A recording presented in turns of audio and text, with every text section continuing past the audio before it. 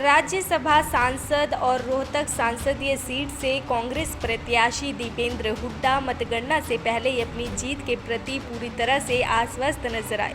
आपको बता दें कि झज्जर में मीडिया से रूबरू होने के दौरान उन्होंने न सिर्फ रोहतक संसदीय सीट पर उनकी जीत होने का दावा किया, बल्कि ये भी कहा कि उन्हें खुशी है कि हरियाणा की सभी 10 सीटों पर कांग्रेस और इंडिया गठबंधन के प्रत्याशी जीत की ओर अग्रसर हैं।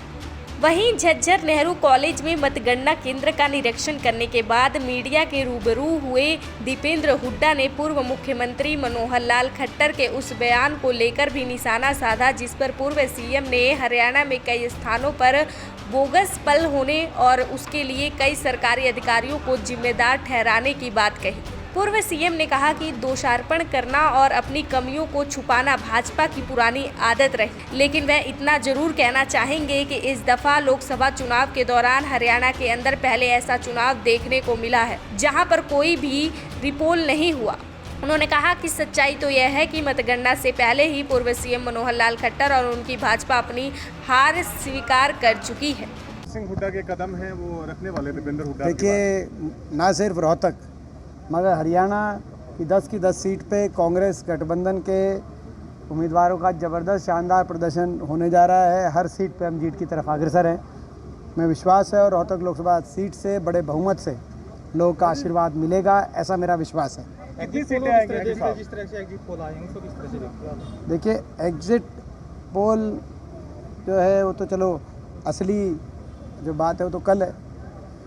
अगर एग्जिट पोल फाइनल होते हैं तो हम कल का काउंटिंग की कोई तो गुंजाइश बचती नहीं। तो कल काउंटिंग को तो आप देखोगे ना, तो वही फाइनल है। कल की काउंटिंग जो है वही असली गिनती है। एग्जिट पोल तो कई बार सही होते हैं, कई बार गलत होते हैं। कल की काउंटिंग पे हमारा विश्वास है और हमें पूर्ण विश्वास है कि हरियाणा में बहुत बेहतरीन प्रदर्शन कांग्रेस पार्टी का रहने जा रहा है। चौधरी भूपेंद्र सिंह जी हुड्डा के नेतृत्व में, चौधरी उदय भान जी के नेतृत्व में, केंद्र में मल्लिकार्जुन जी खड़गे के नेतृत्व में, राहुल गांधी जी के नेतृत्व में कांग्रेस पार्टी हरियाणा के अंदर एक अच्छा प्रदर्शन करने जा रही है। जिस तरीके से काउंटिंग होगी, गड़बड़ नहीं होगी। देखिए, पिछली बार जो रोहतक लोकसभा सीट की मतगणना की बात थी, जहां तक एक प्रश्न चिन्ह उठा था कि जो पोस्टल बैलेट है, पोस्टल बैलेट मशीन की गिनती की ख़त्म होने के बाद पोस्टल बैलेट एक साथ लाए गए, संख्या उसी टाइम आई और उनकी गिनती हुई। और इस बार आपने देखा होगा कि संपूर्ण विपक्ष ने जाकर इसको उदाहरण मानकर कि रोहतक में पिछली बार गलत हुआ, इसको उदाहरण मानकर इलेक्शन कमीशन से मांग करी कि पहले गिनती पोस्टल बैलेट की कराई जाए। और इसीलिए ये नया नियम तय किया गया है। 8 बजे पोस्टल बैलेट सारे के सारे खोल दिए जाएंगे, गिनती शुरू हो जाएगी। और अगर सारी गिनती सुचारू ढंग से 8 बजे शुरू हो जाती पोस्टल बैलेट की, तो चाहे गिनती चल रही हो, लेकिन आसार तब जाके 8:30 बजे मशीनों की गिनतियाँ शुरू होंगी। इस जो ये इलेक्शन कमीशन ने कल जो गए था सारा संपूर्ण विपक्ष, और जिन्होंने रोहतक लोकसभा का उदाहरण दिया इलेक्शन कमीशन के आगे, तो इलेक्शन कमीशन ने उनकी बात को रखा है और इस बार इस प्रक्रिया को अपनाया जाएगा इस बार। तो हमें विश्वास है कि पोस्टल बैलेट वाला जो प्रश्न चिन्ह है वो नहीं होगा इस बार। 400 पार के नारे सीट मान रहे हैं सर? सीट कितने मान रहे हैं? हमने कहा कि बहुत 10 की 10 सीट हरियाणा के अंदर हमने बताई आपको। जिस तरह 400 पार का नारा दिया है, विधानसभा में आक्रामक होंगे जो वेंटिलेटर पे सरकार बताई जा रही है। वो तो खुद ही जो सरकार में हैं, पूर्व मुख्यमंत्री खट्टर साहब का बयान खुद ही एक तरीके से अपनी हार स्वीकार कर रहे हैं। दोषारोपण करने में भाजपा आ गई। खट्टर साहब कह रहे हैं कि अफसरशाही ने, अफसरों ने, अधिकारियों ने उनका साथ नहीं दिया।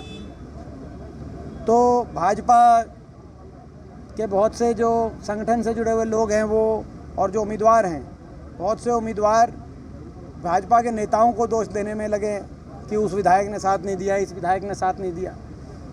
तो ट्रेलर तो आपको दिख चुका है। और ये भी कहा खट्टर साहब ने कि बोगस पोलिंग। मैं उनसे कहना चाहता हूँ कि पहला चुनाव है जब एक भी बूथ पर रिपोल नहीं हुआ। उनके तो पोलिंग एजेंट होंगे। पहला चुनाव है जब एक भी रिपोल नहीं हुआ, और अब आप कहीं बोगस पोल के, कहीं अधिकारियों पे दोषारोपण करके, कहीं भाजपा के ही नेताओं को कटघरे में खड़े करके आप क्या साबित करना चाह रहे हैं? किस किस पे दोष, कोई किस किस को दोष देंगे? खुद भी दोष लीजिए। 10 साल आप मुख्यमंत्री थे।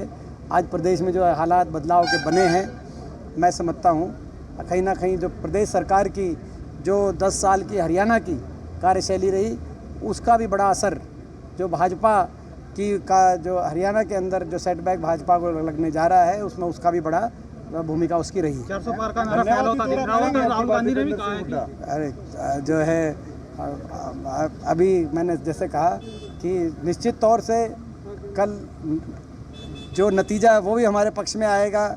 और जब यहाँ हमारे बाटे हार लगी थी, तब भी धन्यवाद करने हम पहुँच गए थे। लोगों के बीच में 5 साल रहे थे, तब भी हमने लोगों का धन्यवाद किया था। तो हम तो लोगों का धन्यवाद करने में कोई कसर छोड़ेंगे नहीं।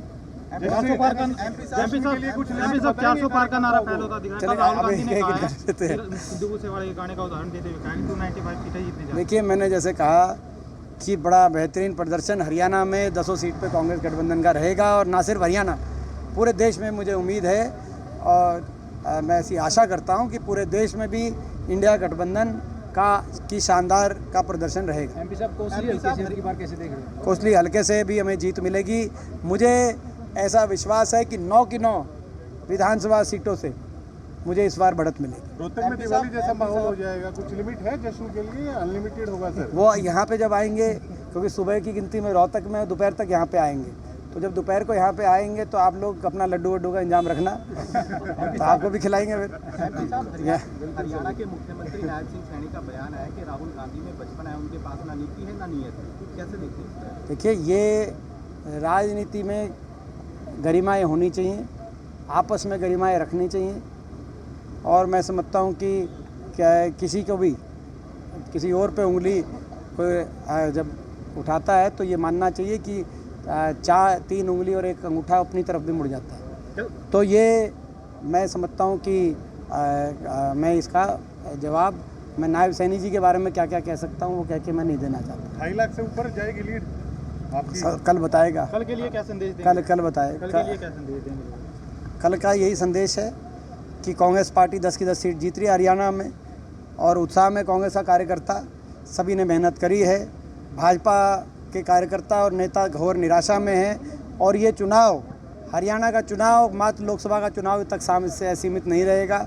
हरियाणा के कल चुनाव के नतीजे हरियाणा की सरकार पे भी को प्रभावित करने का काम करेंगे। जो अल्पमत में पहले ही सरकार चल रही है, मैं समझता हूँ ये अल्पमत में है और ये अल्प समय में ये सरकार हरियाणा में ये जाएगी।